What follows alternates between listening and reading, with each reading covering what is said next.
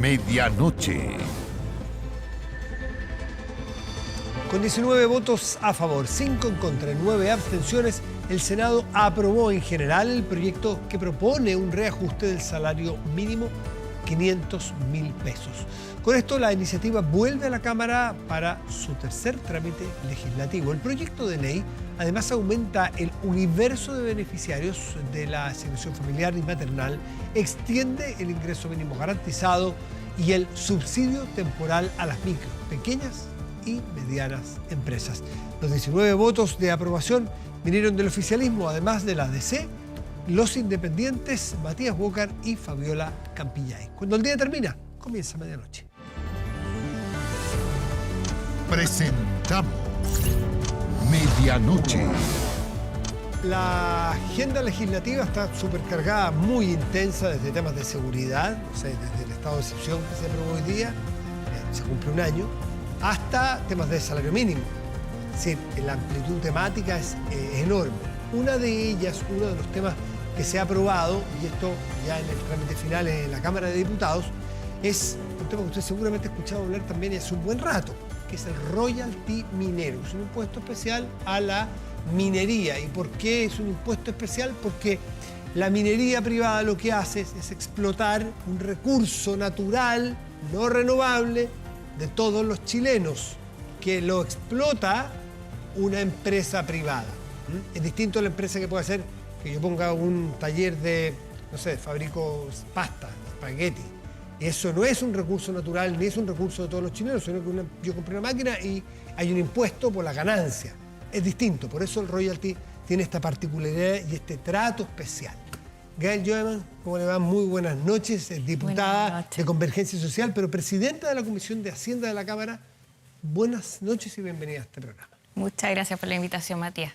Esto fue bueno, como son las leyes buenas, pues discutidas, debatidas, negociadas, con matices. ¿Cómo queda el titular del royalty? ¿Cuál es la bajada fundamental que nosotros tenemos que entender como ciudadanos? Mira, en la imagen, de hecho, creo que también lo explicita. Hoy fuimos visitados por alcaldes, alcaldesas. También el día de ayer estuvieron gobernadores regionales en el Congreso apoyando el royalty minero, porque va a llegar recursos que son necesarios para las comunas, como también, y ahí con criterio de distribución, que fue parte de la discusión, ¿cierto? Importante. Lógicamente a los diputados y diputadas les gustaría que más recursos fueran a sus regiones, a sus comunas. Son las autoridades de las comunas o de los sitios geográficos mineros. Donde hay explotación minera. Una parte de los fondos va a ir a eso. Claro, va a haber se acrecenta que los recursos vayan en una parte más importante a las zonas mineras. Así es, porque se entiende que hay un impacto en el fondo. Claro. Y eso es lo que tiene que ir a responder este royalty. A la minería. Exacto. Para nada. Genera consecuencias medioambientales a futuro. Y también eso debe ser parte de lo que, por lo menos, debe ser resarcido de alguna manera. Y eso es el fondo de este proyecto, pero también hay desequilibrio, y lo sabemos, entre las comunas, los recursos que se manejan. Es distinto, ¿cierto? En el caso de la Municipalidad de Las Condes, que nos decía hoy día la alcaldesa de Los Espejos, ¿cierto?, que tiene aproximadamente 1.130.000 pesos per cápita, por persona, tiene el municipio para poder manejar en base a las necesidades que tiene la población.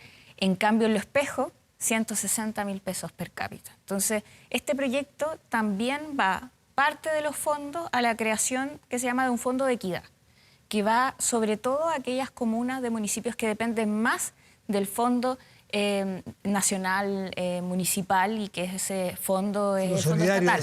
Exacto, ese fondo solidario. Para ver si entiendo bien, una parte de lo que deriva de esta nueva legislación del royalty es que va a las zonas mineras por los impactos que puedan tener. Y otra parte va especialmente a este fondo solidario a nivel nacional. Exacto. Ya, que va a beneficiar a los que tengan menores ingresos promedio por habitante. Así es. Que no tiene que ver si son zonas mineras o no. No. Okay. Y efectivamente eso va a tener impactos positivos, sobre todo en atención a la cantidad de habitantes que va a beneficiar. Dentro de las proyecciones se decía de 11 millones, ¿cierto?, de habitantes se van a ver beneficiados por esta parte Ya. del fondo. O sea, estamos hablando de una gran parte de la población chilena. ¿En qué cambian los tributos para las empresas mineras? Mira, acá hubo una discusión que fue bien ardua en su momento, sobre todo en el Senado. Acá en la Cámara ya venía un acuerdo, ¿cierto?, prehecho, y más bien lo que se discutió fue esto, el tema de los criterios de distribución. Ya. Pero respecto a las tasas, ¿cierto?, ahí hubo un debate sobre todo que venía con la interrogante de si esto iba a afectar o no, ¿cierto?, A la competitividad, a la de las empresas competitividad de mineras las chilenas. empresas. Pero finalmente la carga impositiva que queda es menor a la carga que tiene actualmente países que tienen una alta competitividad, por ejemplo, Perú. Y eso al menos deja en algo mayor tranquilidad. De ¿Ustedes hecho, tenían el caso de... conciencia de que si la tasa quedaba muy alta, vamos a poner una exageración, cobren el 80%? Suena bien, pero puede tener efectos en que esas empresas son menos competitivas, les puede ir más mal en su producción, altos costos, porque los impuestos son parte de los costos que tienen que hacer, y puede haber menos incentivo a que se amplíe la exploración minera en Chile. O sea, había que tener cuidado con no afectar la producción minera. Lógicamente era parte de la... O sea, la idea es que podamos sacar más recursos para el Estado. Entonces, en eso giró también el debate. Ahora, lógicamente que todas las partes acá tienen que dar, pero sí, por lo menos la competitividad de los otros países fue parte de la discusión. El caso de Perú en particular, en donde incluso se subió la carga impositiva y aún así aumentaron en un 80% los niveles de explotación y la participación mundial en la que tienen respecto a esos Hay que recursos. ver O sea, las leyes, o sea, la calidad de las minas en Perú, que probablemente son más nuevas que las chilenas. Claro, eso, mira, todo esto fue parte de los factores que se tuvo en consideración y además también dentro de los factores porque se fija un monto topes máximos, que eso también era importante. Se hace la diferencia entre el tipo de minería, o sea, no estamos hablando, se hace una tasa, ¿cierto?, para la gran minería y también se deja tranquila a la pequeña minería, porque entendemos que además hay que tener consideraciones ¿Y distintas. la tasa es por venta, es por utilidades, es por rango, perdón, escalonado? Se establecen distintas formas. Una de ellas tiene que ver, ¿cierto?, con el valor, ¿cierto?, y en ese sentido, por lo menos yo creo que las consideraciones que se toman son bien integrales como para poder dejar la tranquilidad, ¿cierto?, en este caso de que por lo menos vamos a tener un rango de competitividad importante. ¿Cuánto queda la tasa máxima de impuestos? Va de 45,5 a 46,5.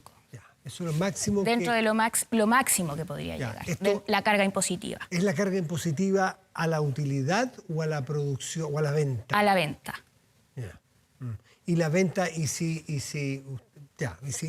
los márgenes son muy chicos por una empresa que tiene más baja ley. Ley se llama minería la calidad Así es. la calidad de la minería, ¿no es cierto? Si hay que sacar 100 para lograr un terroncito de cobre o hay que sacar 1000 para lograr el mismo terroncito. Se tienen en consideración los costos. Por eso estamos hablando de máximos de los que podría llegar, porque por lo menos las variables son más integrales. Entonces, en esos términos, creo que... ¿Cuánto espera en régimen recaudar el royalty, diputada? Mira, lo último que de hecho lo planteó este nuevo royalty, ¿Cuánto le va a aportar al presupuesto nacional el próximo el año? mismo ministro, en esto no me quiero equivocar, Sí, porque es fácil equivocarse. es fácil y esto no voy a ser irresponsable en ningún caso. De hecho, lo dijo el mismo ministro el día de hoy, así que... Y esto, perdón, mientras encuentra la cifra, Sí. porque son cifras que es bueno no equivocarse, Sí. que era la segura.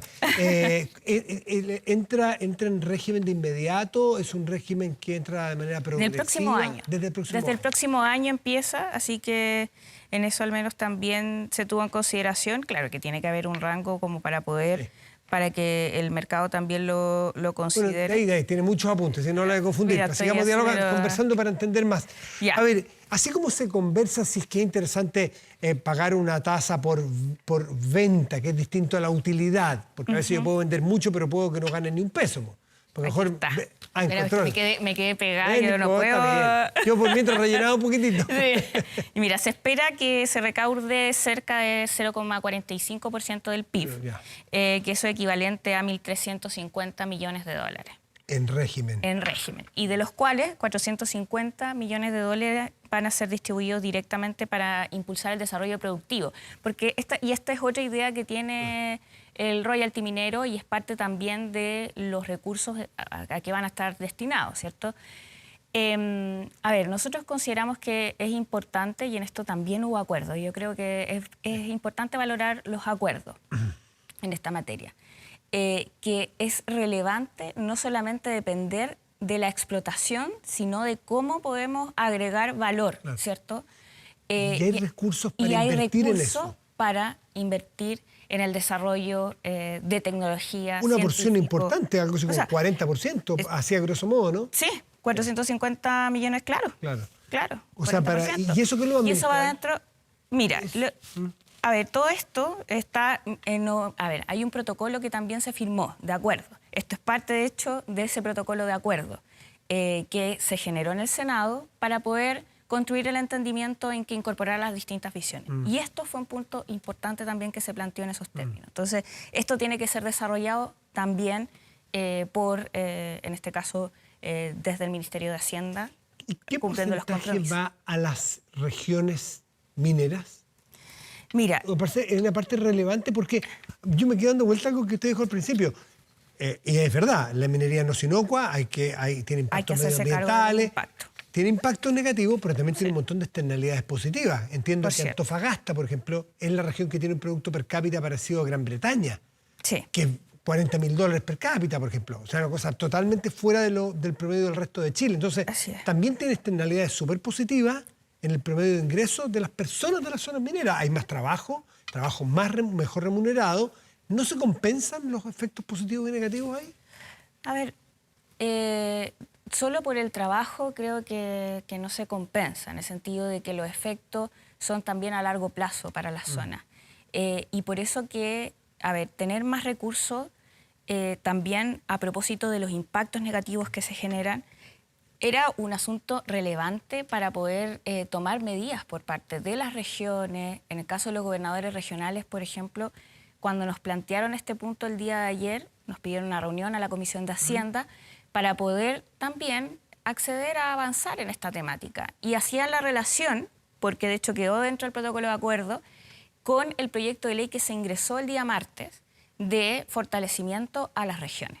Entonces, hay un vínculo, ¿cierto?, de cómo van a poder, desde los gobiernos regionales, acceder a estos recursos nuevos para poder invertir también en tecnología y en futuro. Diputada Gael Yoemans, de Convergencia Social, presidenta de la Comisión de Hacienda, muchas gracias por estar esta noche con nosotros. Muchas Que vaya muy gracias bien, a ti, que diputada. estés bien. Hacemos una pausa. Ya volvemos, esperemos.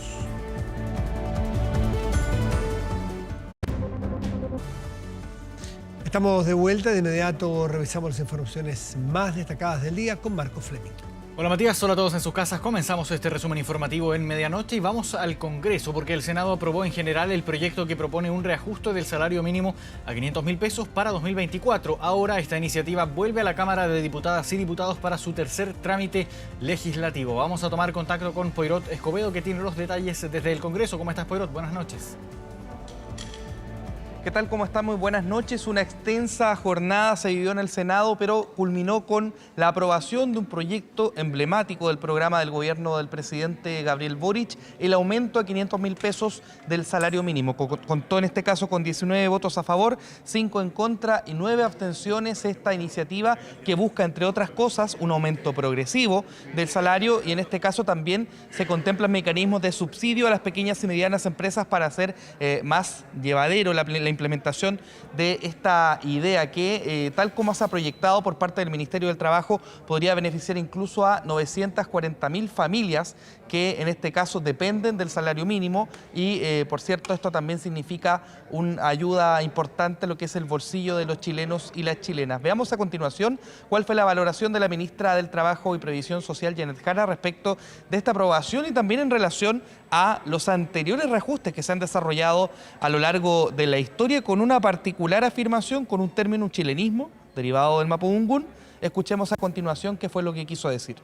El subsidio a las pymes no había estado en el debate con anterioridad, el gobierno ha establecido hacerlo desde el año pasado, pero este es un debate sobre reajuste de salario mínimo y la verdad es que antes no se había debatido respecto a apoyo a las pymes porque a mi entender, y lo digo con mucha honestidad, los reajustes que se han hecho han sido pichiruches. Y nosotros estamos haciendo un esfuerzo grande como país por cumplir en un reajuste que apoya a los trabajadores para recuperar el poder adquisitivo, pero también para que tengan un aumento real en sus salarios. Y eso es importante porque en nuestro país los trabajadores ganan muy poco. No solo son muchos los que ganan el mínimo, sino que además son muchos los que están pegados al sueldo mínimo. Y viene un importante avance para este proyecto que culmina su segundo trámite constitucional. Se espera que a la vuelta de la semana distrital, ya terminando el mes de mayo y comenzando el mes de junio, se pueda dar curso al tercer trámite constitucional que permitirá a la Cámara de Diputadas y Diputados despachar a ley el aumento de 500.000 pesos del salario mínimo, que, reiteramos, tiene un carácter progresivo y retroactivo a partir de mayo, y la meta finalmente de los 500.000 pesos debiese lograrse en julio del año 2024, es decir, cumplir con esta importante promesa del programa de gobierno. Algo que, si se alcanza a aprobar a fines de mayo, a fines de este mes, podría incluso ser parte de la próxima cuenta pública presidencial acá en el Congreso Nacional. Por cierto, estaremos muy atentos al desarrollo de esta noticia y al avance de los distintos acuerdos que se han ido alcanzando en la sede legislativa. Gracias por este informe desde el Congreso en Valparaíso. Buenas noches. Seguimos porque tras varios años descansando en el Parlamento, el royalty minero se va a convertir en ley. Un nuevo mecanismo de recaudación para el Estado que hará un importante aporte para las regiones, pero también para los municipios. ¿De qué se trata y a quiénes va a beneficiar? Ponga atención. ¡Aprobado! Pasaron 4 años para que el proyecto de royalty minero tuviera luz verde, una iniciativa que generó más de una discusión, pero que tras varias reuniones, comisiones y acuerdos, ahora se convertirá en ley. Hoy día estamos entregando compensación, reparación y justicia no solo a todos los chilenos y chilenas, sino que sobre todo a regiones mineras. Voto en contra de este proyecto, presidente, porque quiero a Chile país minero. Quiero ese Chile ejemplo en el mundo, que tiene cosas por mejorar, pero que era atractivo para los inversionistas, donde había trabajo y posibilidades de surgir en la minería. Bueno, creo que tenemos la alegría de poder compartir con el país que esta tarde, después de la votación en la Cámara de Diputados, ha quedado aprobado para transformarse en ley el nuevo royalty minero. Aprobación que da mayor certidumbre a uno de los pilares de la economía chilena. Pero, ¿qué es realmente el royalty minero? Es un mecanismo que tienen las distintas empresas y gobierno en general para aplicarle a todos los recursos no renovables que hay para tener beneficios tributarios y obviamente compensar el factor de agotamiento. Un mecanismo que busca una mayor recaudación para las arcas fiscales de nuestro país. De hecho, la estimación es que los ingresos sean de 1.350 millones de dólares. Un royalty a través del cual el país se va a poder beneficiar de manera más amplia, más solidaria de las rentas de la actividad minera. Ese es el principal valor que tiene. Pero, ¿cómo se logra esto?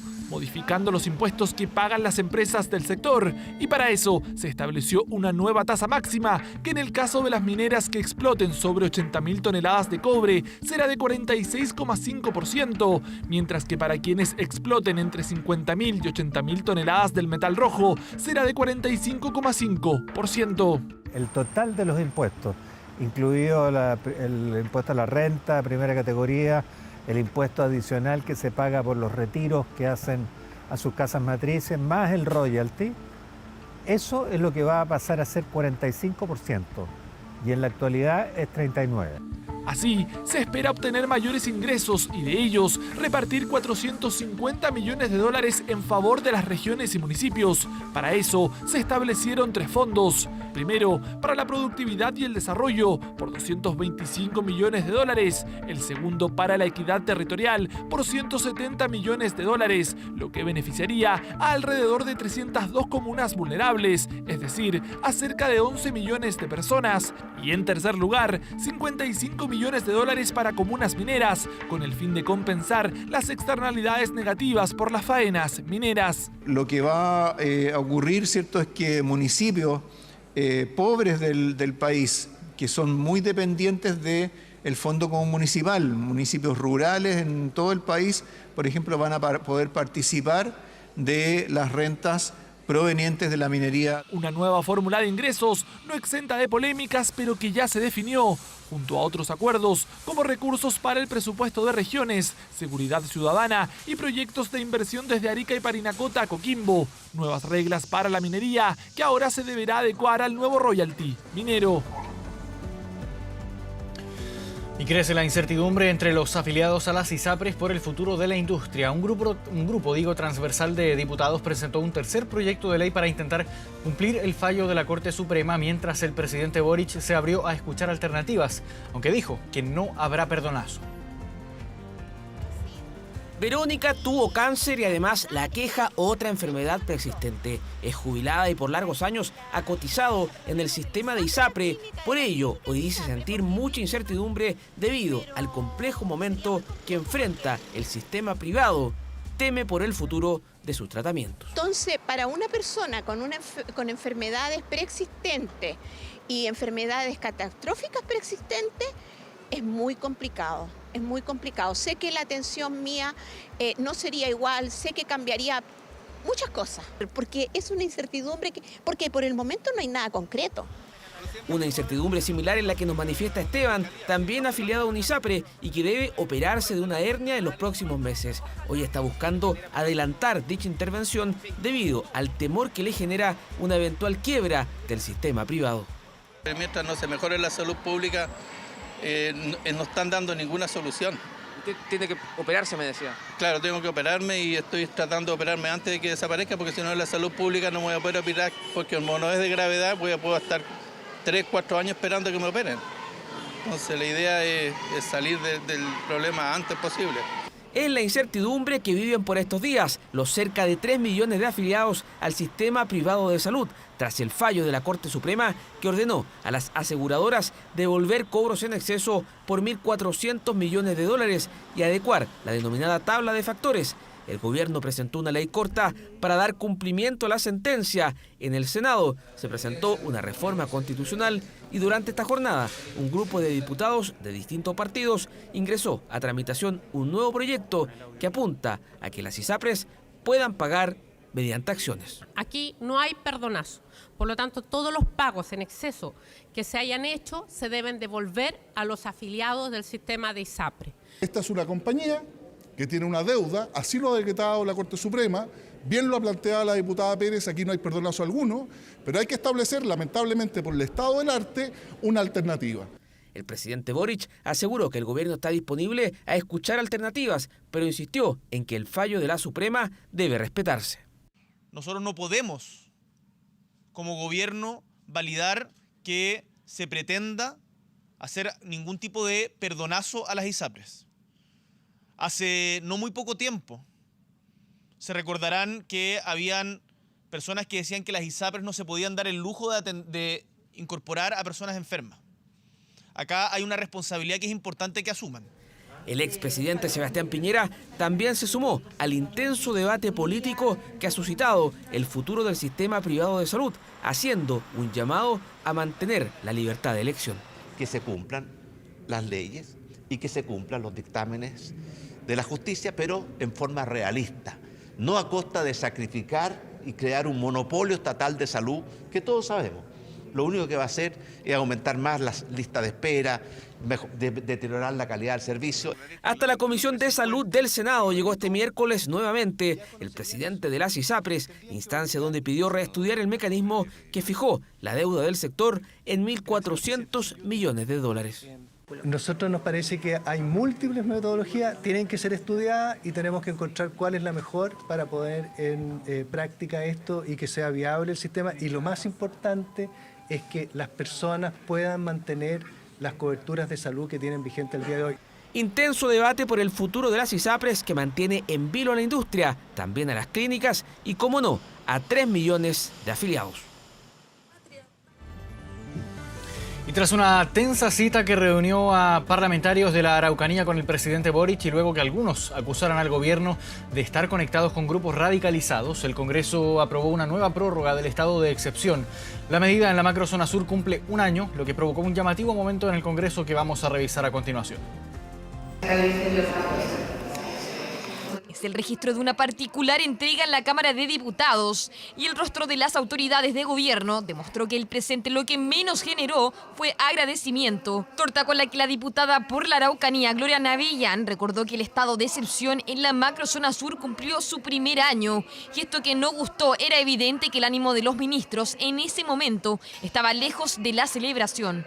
Consideré que ameritaba una celebración como cualquier cumpleaños.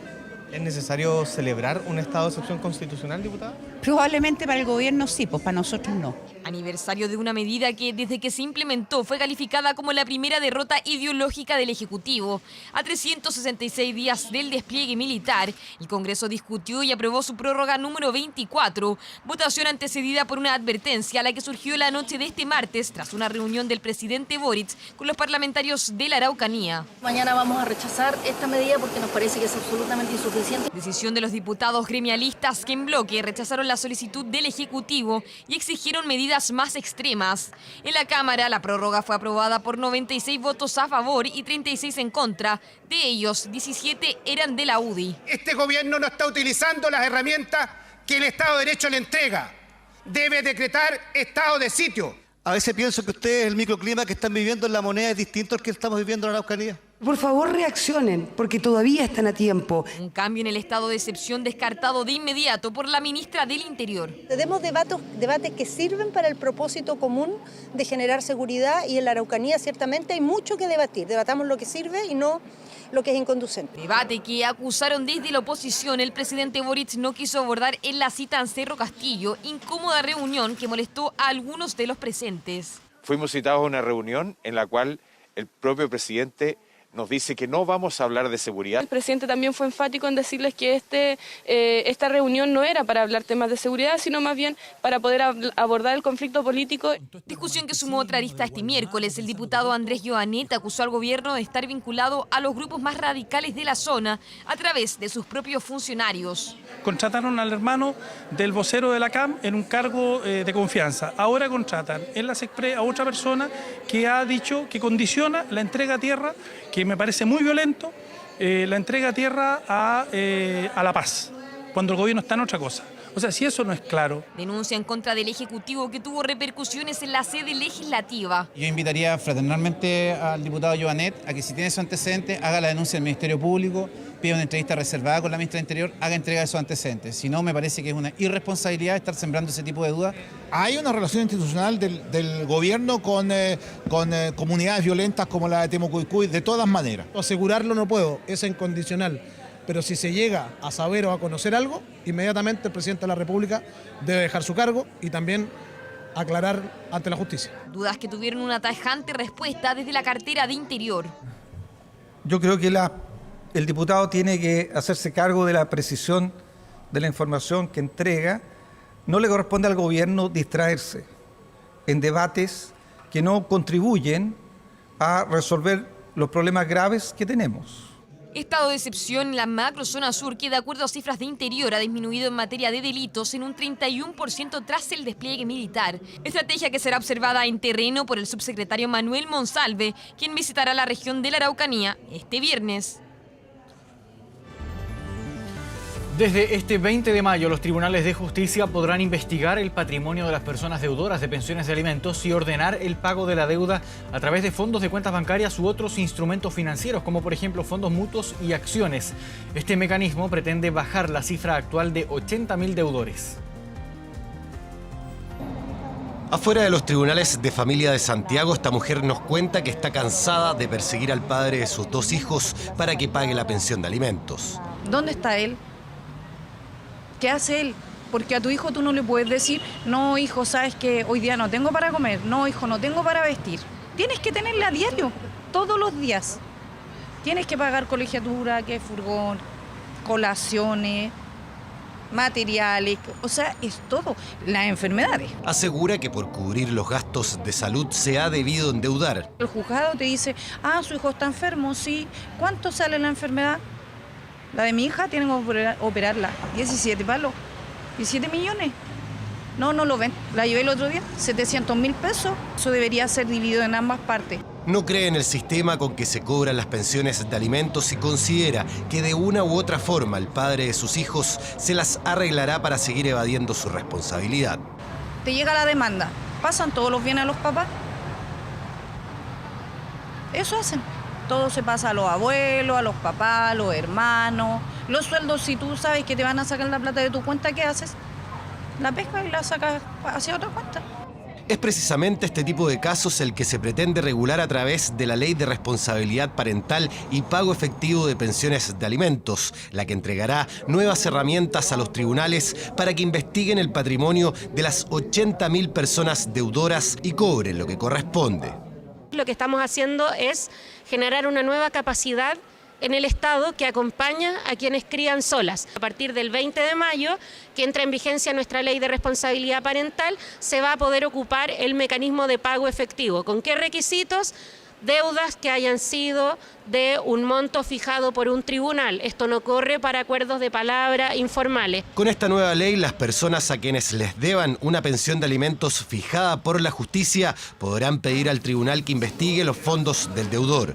El juzgado tendrá un plazo de 5 días. Se revisarán cuentas bancarias, instrumentos financieros como fondos mutuos, acciones, ahorros previsionales voluntarios u otros que tenga la persona deudora y se ordenará pagar de acá el monto adeudado. Es súper importante que los usuarios sepan que para obtener el pago de la deuda que se genere por deuda de alimentos se requieren seguir ciertos pasos. El primero de ellos que plantea esta nueva ley es que se puedan obtener la retención de las cuentas bancarias u otros instrumentos financieros que tenga el alimentante deudor. Si no existen fondos y es un caso donde se adeudan más de 3 mensualidades, la justicia podrá acceder a los ahorros personales de la AFP. Si le quedan menos de 15 años para jubilar, se le podrá retener hasta el 50% de los fondos. En caso que esté entre los 15 y 30 años para jubilar, será 80%. Y aquellas personas deudoras con más de 30 años, un 90%. Y acá, ¿qué se le va a pedir al juez? Que a través de la interconexión pueda extraer los fondos que tenga en la AFP respectiva y de esta forma se pueda obtener el pago tal como ocurrió con los 10% en su oportunidad. Este nuevo mecanismo, que comenzará a regir desde el 20 de mayo, pretende corregir vicios que personas deudoras realizan para no pagar. Que de 1,5 millones le bajen al sueldo mínimo y con ese sueldo mínimo mantengas un auto de alta gama, pagando un dividendo, más mantener los otros hijos que tiene aparte y tú decís, y con el sueldo mínimo mantenidos. Una norma que busca subsanar la deuda histórica que sufren miles de personas, como esta mujer, quienes deben criar sin apoyo de los padres o madres que no cumplen sus responsabilidades. Todo pasa en 24 horas. La defensa del ex cabo de Carabineros, Sebastián Zamora, presentó hoy una recusación en contra del juez Daniel Urrutia durante la audiencia de preparación de juicio oral por el llamado caso Pío Nono. La investigación atiende las responsabilidades en los hechos ocurridos el 2 de octubre de 2020, que involucran a un ex carabinero y a un adolescente que acabó en el río Mapocho durante una protesta. Los motivos de la inhabilitación radicaban en declaraciones que el juez había hecho en Twitter, llamando a disolver la institución de Carabineros. Esta solicitud de inhabilitación fue acogida por el propio magistrado Urrutia, quien se retiró de la sala y por lo tanto la audiencia pudo comenzar con un juez no inhabilitado, específicamente con el magistrado Álvarez Maltín. La Cámara de Diputados despachó al Senado un proyecto que agiliza la renovación de licencias de conducir ante las largas filas y la sobredemanda en los municipios para realizar el trámite. Esto debido a que este 2023 se vencía la prórroga que se estableció durante la pandemia para mantener vigentes las licencias de conducir. El proyecto que se aprobó en la Cámara extendería la vigencia hasta el día y mes señalados en la licencia respectiva del año 2024. Para agilizar el proceso de renovación, los titulares podrán acreditar los requisitos de idoneidad física y psíquica a través de un certificado médico. Todo pasa en 24 horas.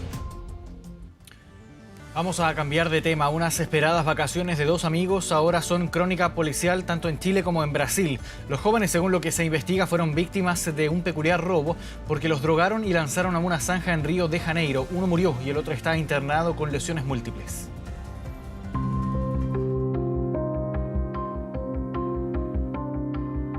Este es el último video que publicó Ronald Tejeda, de 29 años, en sus redes sociales. Se encontraba de paseo en Río de Janeiro junto a su amigo y compañero de trabajo Andrés Orellana. Días de relajo que terminaron en una tragedia. Ambos habrían sido drogados y asaltados. Ronald falleció este miércoles. Estos dos amigos viajaron a Brasil el jueves 11 de mayo. El sábado decidieron salir a tomarse algo en el barrio Lapa, después de un largo día de tour a 8 kilómetros de Copacabana, donde alojaban. Ronald se encontró con otro compañero en Río, también de la universidad, compartieron. Este compañero de universidad se retira antes de lo que sigue. Andrés y Ronald bebieron unas cervezas en un bar y conocieron a otro grupo. Según la familia, se sospecha que fueron drogados. El último recuerdo que tiene el amigo de Ronald es que iban a ir a otro lugar con este grupo de personas y se suben a un Uber que llama a un tercero. Y de ahí no tiene ningún recuerdo más hasta que despierta en el pozo cuando lo están rescatando los bomberos. Ambos cayeron en un pozo de 5 metros de profundidad. Andrés fue el único que logró despertar del ataque. Andrés tiende a rodar, él está lleno de rasmillones tanto en tórax, brazos y piernas, además de sus costillas rotas, su clavícula rota y su pulmón perforado. En cambio, Ronald, él cae directamente de cabeza en la parte posterior, occipital, tiene un golpe seco ahí. Según Patricio, amigo de Ronald, la policía les comentó que les llama la atención el nivel de maldad que caracteriza a este asalto. Normalmente sí drogan turistas y los dejan tirados en una calle hasta que despiertan 5 horas después. En el caso de los chicos de Ronald y Andrés, ellos son drogados, los roban de forma indefensa, desmayados, y después van a este sitio veriazo donde no circula gente. O sea, a ellos los encontraron de casualidad, podrían haber pasado meses sin encontrarlo, y los tiran. Ronald vivía en Rancagua, ingeniero industrial de profesión, trabajaba en una empresa de alimentos. Era el mayor de 3 hermanos y se describía en redes sociales como amante de los rollers, patines y cervezas artesanales. Éramos Pato Ronald. Hicimos todos los trabajos juntos hasta la tesis. Yo me quedo con los mejores recuerdos de Ronald. Ronald es una persona que se caracteriza por ser bueno, alegre, optimista, disciplinado, cuadrado como buen ingeniero, muy deportista. La hermana de Ronald, Marta, su polola Jocelyn y su amigo Patricio viajaron a Brasil, mientras sus cercanos reúnen los fondos necesarios para repatriar el cuerpo y poder decir el último adiós. Pretendemos llevar a mi hermano lo antes posible y que esto sea lo menos engorroso para nosotros. Tenemos que pagar la repatriación y luego reembolsar. Entonces, aunque tiene seguro y posteriormente vamos a tener un reembolso, necesitamos liquidez. Cancillería informó que a través del Consulado de Chile en Río de Janeiro están en contacto con los familiares de los jóvenes, el hospital y autoridades locales brindando apoyo. 1 de la mañana con 55 minutos, momento de hacer una pausa. Vamos de inmediato a las calles de Santiago, vamos a tomar contacto con Yesenia Yamet para conocer las noticias policiales de las últimas horas. Yesenia, ¿cómo estás? Hola Marco, muy buenas noches. Un hombre detenido, disparos y un funcionario de Carabineros fueron parte de un procedimiento policial ocurrido en horas de esta tarde y que se mantuvo en la comuna de Puente Alto y en la comuna de La Pintana. Todo parte en la primera comuna que mencionábamos, en el acceso a la caletera del acceso sur con avenida Luis Mate Larraín, donde funcionarios policiales se encontraban realizando controles vehiculares. Es ahí donde un station wagon escapa de este control vehicular. Metros más adelante, en avenida Creta con Mawindanche, se encuentra nuevamente con otra fiscalización. Es en esa donde intenta investir a los funcionarios policiales. Es a raíz de eso que una cabo segunda de la dotación de la 20 comisaría utiliza su arma de servicio y realiza un disparo. Pese a eso, este delincuente logra escapar hasta llegar a avenida Gabriela con Santa Rosa, en la comuna de La Pintana. Es en ese lugar donde no puede continuar con su ida debido al alto tráfico vehicular. Es en ese minuto donde el sargento segundo Harry Sangüesa se encuentra de frente con este vehículo que intentaba escapar, intenta detenerlo. Sin embargo, este conductor lo embiste y termina chocándolo contra un bus del Transantiago. Desde ahí escapa este delincuente a pie, incluso es arrollado por por un vehículo cuando va cruzando Avenida Santa Rosa. Sin embargo, metros más adelante se logra su detención. Este funcionario carabinero fue trasladado hasta el hospital de Carabineros, donde se puede certificar que está con heridas de gravedad, pero fuera de riesgo vital. Los invito a que pasemos a revisar declaraciones al respecto.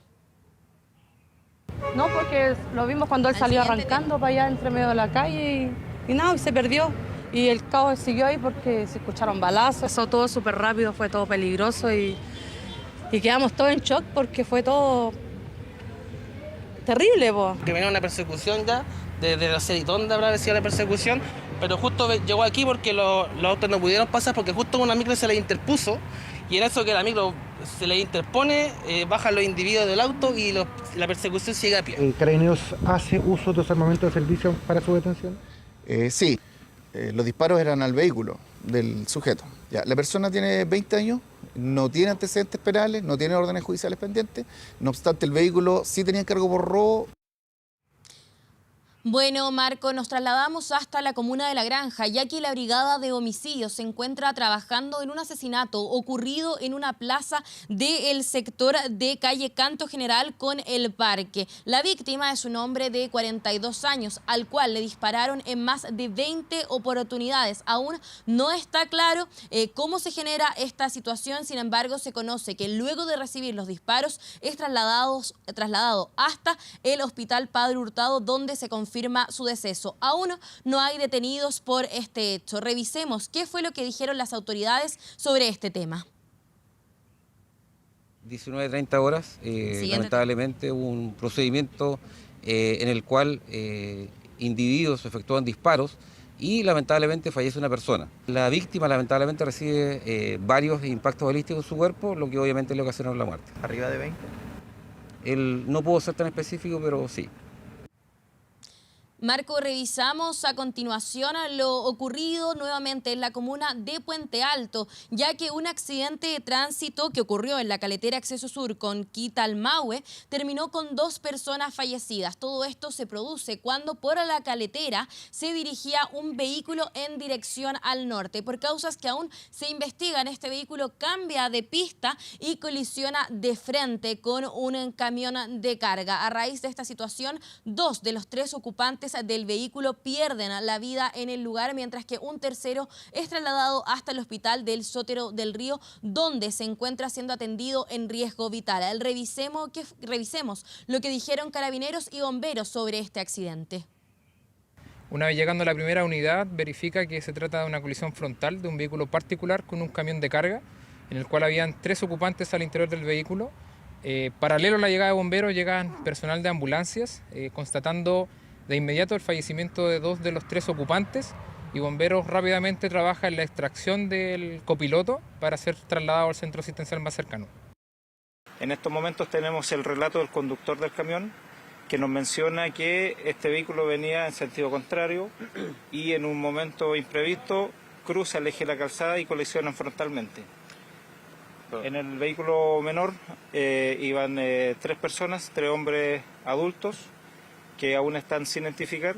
2 de ellos fallecieron en el lugar y uno está en el hospital Sotero del Río con riesgo vital. Bueno, Marco, va a ser materia de investigación qué es finalmente lo que termina causando este accidente, qué es lo que hace que estas personas se cambien de la pista y colisionan de frente con este camión. Nosotros vamos a quedar atentos a lo que continúa ocurriendo en materia policial y también sobre el estado de salud de la tercera persona involucrada en este accidente de tránsito, Marco. Yesenia Yamen, gracias por el informe y quedamos atentos a cualquier nueva actualización. Momento de hacer una pausa, 2 de la mañana con 1 minuto. Siga con nosotros, volvemos en unos minutos con más informaciones.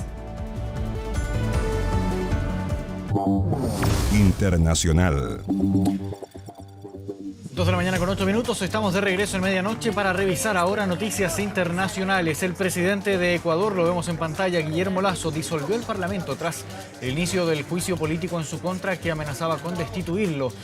El presidente emitió el decreto que disuelve la Asamblea Nacional controlada por la oposición, además de hacer un llamado a elecciones generales dentro de 3 meses. Hasta esa fecha, bajo una cláusula constitucional llamada muerte cruzada, va a gobernar por decreto.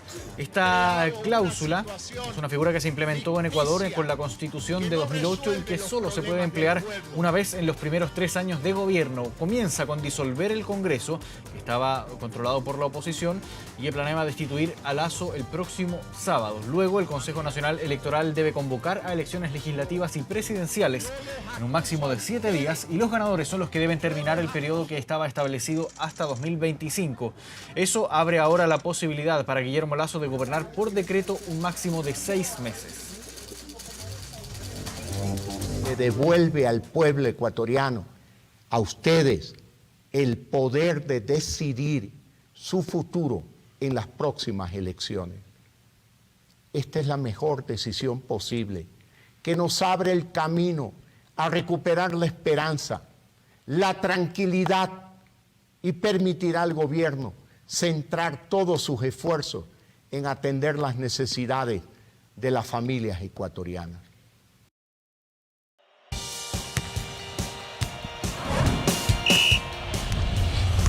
...24 horas Deportes.